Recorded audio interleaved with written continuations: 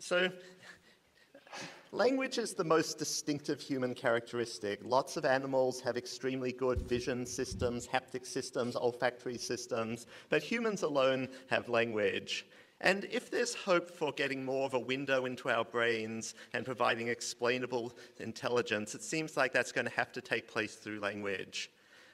Language has also been key to human societal intelligence. So maybe a chimpanzee or a bonobo is not so different in intelligence to a human being, but because we have language, we've been able to network our brains together and come up with a form of societal intelligence.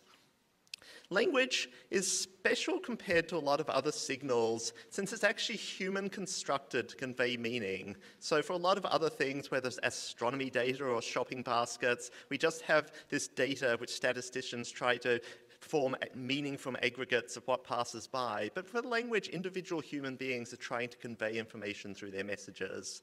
And we've managed to come up with this encoding that very little kids can learn, so that even while their cognitive abilities aren't that advanced, they can amazingly quickly acquire this difficult natural language. And finally, language is part of a very complex social system. Our main motivations to acquire and comprehend language are interacting in this complex social system.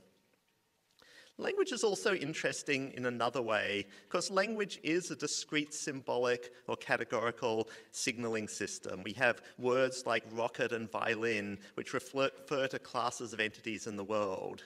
Sometimes in the modern deep learning world, people think that symbols were just this mistaken invention of logic or classical AI, but they're very inherent to our human languages.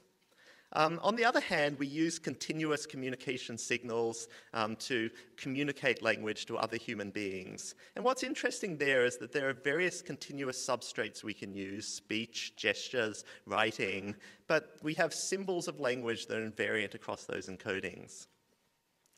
This has raised the interesting cognitive science question: are there nearly symbolic representations used in the brain? The traditional ideas of a language of thought suggested yes, whereas other people would like to believe that perhaps our thinking more closely follows the continuous substrate of our neural systems.